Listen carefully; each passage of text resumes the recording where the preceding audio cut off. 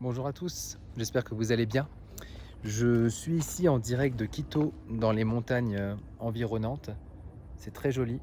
Dans le quartier de San Carlos, ça s'appelle. Il y a une cascade normalement qu'on n'a pas trouvée avec mon ami. C'est pas terrible, mais bon, c'est extrêmement dur parce qu'il n'y a aucun panneau ni rien. Donc c'est vrai que c'est pas très touristique du tout, mais bon, vu qu'on habite là, on voulait tenter le coup. Alors, aujourd'hui, vidéo un peu plus particulière que les deux premières. En fait, ce qui s'est passé cette semaine, c'est qu'au travail, j'écoute pas mal de vidéos de personnes expatriées en Thaïlande, notamment. Et parce que vous savez, les vidéos sur ce pays sont légion, il y en a énormément, contrairement à l'Équateur. Pour le coup, il n'y en a pas beaucoup. Et je voulais faire une vidéo un peu comparaison. On va dire que quand on songe à s'expatrier dans des pays à faible coût, généralement, on va se poser la question entre la zone Amérique latine et la zone Asie de l'Est. C'est vrai que l'Asie de l'Est est quand même assez populaire actuellement, et notamment la Thaïlande en tête de liste. Peut-être en tête de liste, je sais pas. Peut-être que le Japon est premier, à voir. Mais oui, c'est sûr que voilà, c'est extrêmement populaire. Et je voulais faire une petite vidéo comparaison rapide, mais surtout en insistant sur un point, l'aspect culture, intégration et langue. Voilà, c'est vraiment en insistant sur ça. Donc rapidement, c'est sûr qu'au niveau par exemple de la sécurité, bon, évidemment l'Amérique latine va perdre. C'est vrai que c'est un point qui peut être important. Bon, si vous prenez des précautions, en général ça ira, mais c'est vrai que bon, vous devez quand même malgré tout être sur vos gardes et ça peut un petit peu peser parfois au quotidien ou sur la durée, ça c'est vrai. Alors qu'en Asie de l'Est, c'est beaucoup plus détente, ça c'est clair.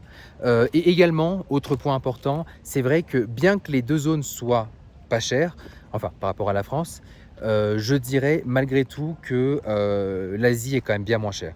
Vous pouvez manger là-bas pour 3 fois rien, alors qu'ici, ben, disons que c'est quand même légèrement plus cher, mais ça reste beaucoup mieux que la France, hein. Mais voilà, c'est généralement ces deux points-là. Et aussi le gros point, c'est surtout pour les déplacements, notamment les déplacements en avion. Si vous voulez aller de pays en pays dans ces deux zones, en Amérique latine, les avions coûtent une blinde. Il n'y a malheureusement pas de concurrence entre les compagnies. Il y a très très peu de vols et il n'y a pas de compagnie low cost. Ça n'existe pas. Alors que ça existe en Europe ou en Asie de l'Est, notamment avec AirAsia, où vous avez des vols pour 3 fois rien. Et ça, c'est assez extraordinaire, il faut le dire. Voilà, donc c'est les deux points, on va dire, principaux qui sont clairement plutôt en faveur de l'Asie. Et je vais aborder un troisième point que je trouve généralement mis de côté par les gens qui font des vidéos de comparaison comme ça entre les différents pays, les différentes zones. Et ça va être la partie culture. La partie culture, la partie langue. Et ce que je veux vous dire, c'est que j'étais frappé par une vidéo, plusieurs vidéos, hein, c'est des sujets récurrents, sur les personnes qui sont en Thaïlande et au niveau des relations qu'ils ont. En fait, quasiment l'intégralité de ces personnes-là, même ces personnes qui vivent depuis 5, 10, 15 ans en Thaïlande, n'ont littéralement aucun ami thaï, n'ont aucune relation avec des Thaïs et ne parlent d'ailleurs à peine la langue. C'est assez fou de se dire qu'il y a des gens qui sont là depuis 10, 15, 20 ans et qui savent dire bonjour, merci, au revoir. Et c'est assez frappant, c'est quelque chose que vous ne verrez absolument pas en Amérique latine. Quelqu'un qui est là depuis déjà 6 mois, 1 an va avoir un espagnol convenable. Et voilà, c'est quelque chose de très très différent. Et en fait, ce que je dirais, c'est ça aussi que je trouvais étrange, c'est que ces personnes-là qui sont en Thaïlande, en général, fuient la France, ce que je peux comprendre parfaitement, mais ils fuient la France pour juste être amis avec des expatriés français, pour revoir des Français.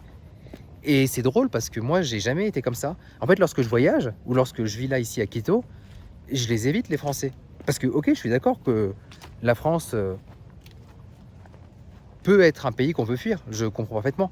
Mais dans ce cas-là, moi, je fuis un peu tout ce qui est lié à ça. Que ce soit le système, que ce soit la mentalité des gens aussi. Mais c'est ça qui est assez drôle. Il y a un espèce de... En fait, j'ai l'impression que ces gens-là en Thaïlande essayent de faire une espèce de communauté française, mais où ils parlent juste entre eux. C'est d'ailleurs assez curieux parce que je pense que ces gens-là, s'il y a la même chose en France, ils vont se plaindre. Imaginez, c'est cliché, hein, mais c'est vraiment l'exemple me paraît parlant. Imaginez qu'il y a un Marocain qui vient en France pour avoir une meilleure vie, un peu comme nous, hein, on veut aller on veut quitter la France pour avoir une meilleure vie. Donc lui, il voit ça d'une autre manière, mais c'est complètement compréhensible.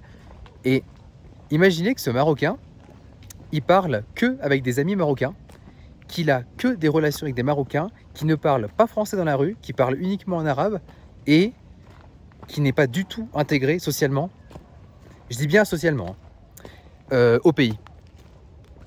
Bah, c'est ça qui est marrant, c'est que ces gens-là, qui font la même chose en Thaïlande, mais pour le français, eh ben, je suis sûr que ça, ils aimeraient pas en France. Mais eux-mêmes, ils le font en Thaïlande. Vous voyez, c'est assez... c'est ça que je trouve assez particulier, vous savez. Et j'aurais beaucoup de mal à vivre dans un endroit, bien que ce pays a l'air super, hein, je ne dis pas le contraire, mais j'aurais beaucoup de mal à vivre dans un endroit où sociabiliser et avoir des relations durables, réelles, avec les populations locales sont très compliquées.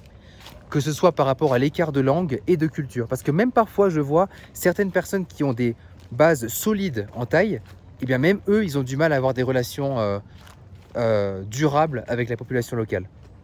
C'est... Voilà, je trouve que c'est assez frappant.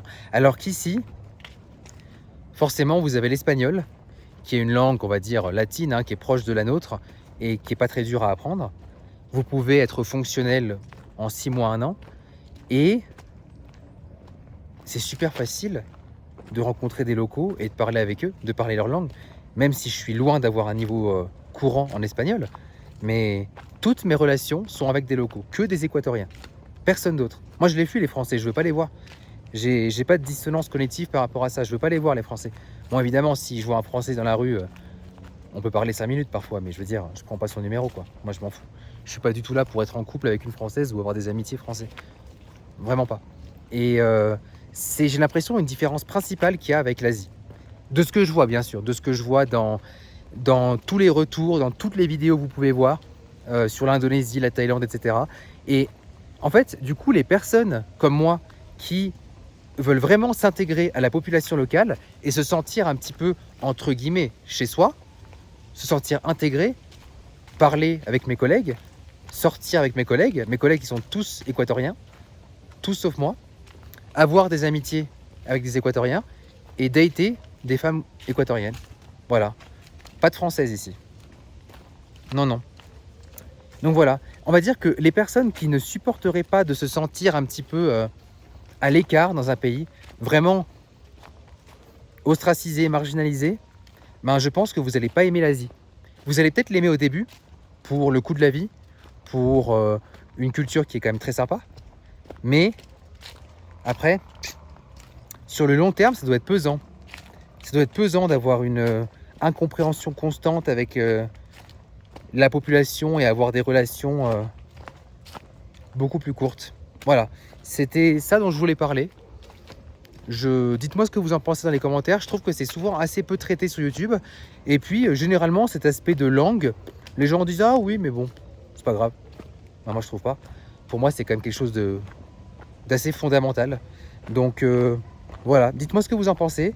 Et c'est vrai que j'ai fait une analyse assez courte et vraiment, encore une fois, sur mon avis à moi, sur mon ressenti.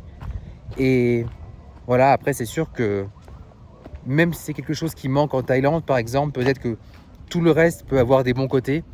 Donc, les gens doivent arriver à faire impasse sur ça. Notamment si, par exemple, vous arrivez en couple.